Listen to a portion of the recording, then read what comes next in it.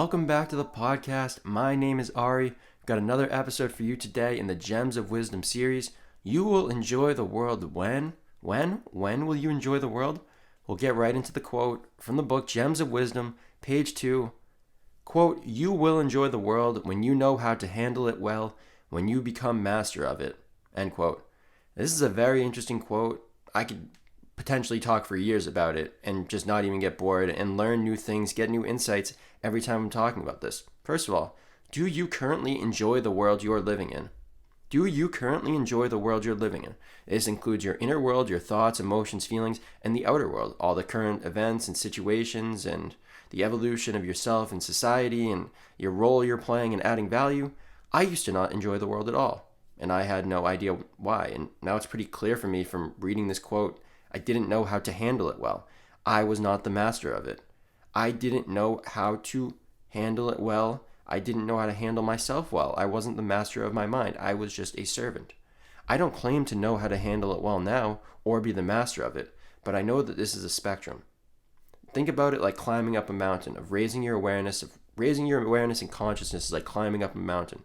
I know I've climbed far higher than I was 3.5 years ago, 3.5 years ago when I was going through depression and anxiety and I was at my lowest point.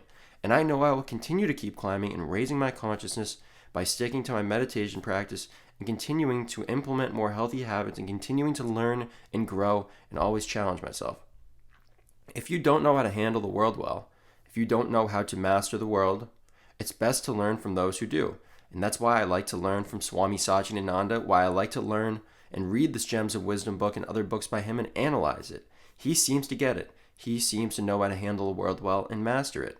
And you can feel it through the words. You can feel it through the vibrations. And he's been such a valuable teacher on my journey. I am forever grateful. I know that he's not alive now, but he's probably looking down, or maybe not looking down, looking through. And he's hearing this and he's joyful. He's whatever he's doing in his next life or his next 7 million lives all at the same time. But before you learn to handle the world well, to become the master of it, you must learn to handle yourself well and become the master of your mind and become the master of yourself. Because ultimately, and here's the kicker, here's the big epiphany, the big insight, you are the world. The world is you. All is one, one is all. You don't believe me? Well, you don't need to. It doesn't really change. Truth is truth no matter what you believe. It doesn't really change anything. It's all just love. It's all just love. Never forget this. It's all just love. Life is just love. Life is love. Love is life. The world is just an art project for life and consciousness to project itself on and share love with itself, because it splits itself off and pretends to be different when it's all just the same one. And that's why I enjoy the world far more than I used to, because I know it's all love. And I used to not be aware of or conscious of this love, but the more I am, the more I'm aware of this love, and the more I'm conscious of this love, I realize that it is infinite, never-ending, and so beautiful, breathtaking, spectacular. What do you think about this? You will enjoy the world when blank. What is it for you? What is your condition?